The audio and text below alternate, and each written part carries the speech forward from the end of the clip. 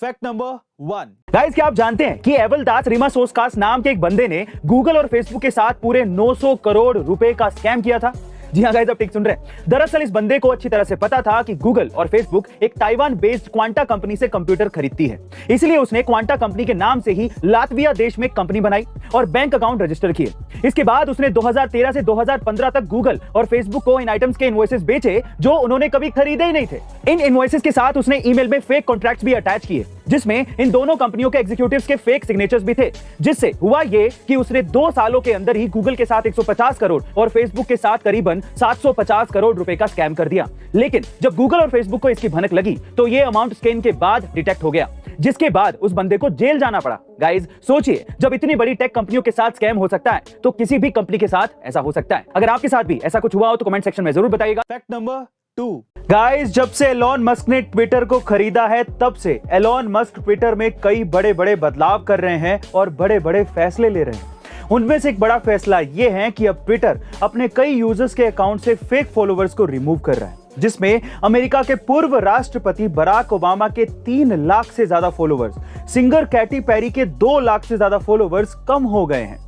लेकिन digital agency ट्रिप्लोमेसी की report के मुताबिक तो प्रधानमंत्री नरेंद्र मोदी, डोनाल्ड ट्रंप, शाहरुख खान, सलमान खान, केजरीवाल, राहुल गांधी जैसे बड़े बड़े सेलिब्रिटी नेताओं के अधिकतम फॉलोवर्स भी फेक हैं। तो क्या अब एलॉन मस्क इन सभी के फॉलोवर्स को रिमूव करेंगे?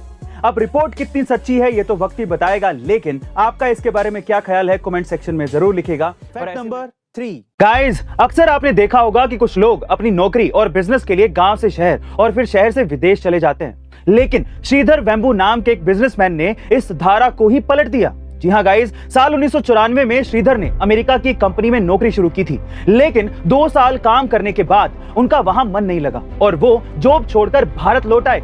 यहां आकर उन्होंने जोहो नाम का एक स्टार्टअप खोला। स्टार्टअप की खास बात यह थी कि श्रीधर ने यह स्टार्टअप तमिलनाडु के एक छोटे से गांव माथलमपराई से शुरू किया था और आज ये स्टार्टअप 18,000 करोड़ का हो चुका है।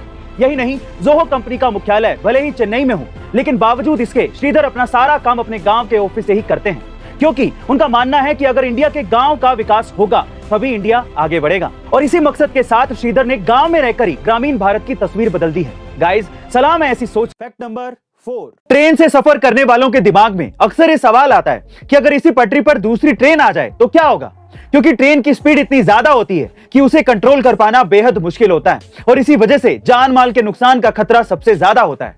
इसी नुकसान को रोकने के लिए हमारे रेल मंत्री अश्विनी वैष्णव ने एक ऐसी तकनीक कवच का ट्रायल करवाया, जहां खुद एक तरफ रेल के इंजन में रेल मंत्री अश्विनी वैष्णव थे तो दूसरी ट्रेन में अन्य रेलवे अधिकारी। अब दोनों ट्रेन एक ही पटरी पर थी, दोनों के बीच की दूरी 380 मीटर थी और जैसे ही इससे आगे लोको पायलट ने ट्रेन बढ़ाने की कोशिश की, ट्रेन में सायरन बजने लगा।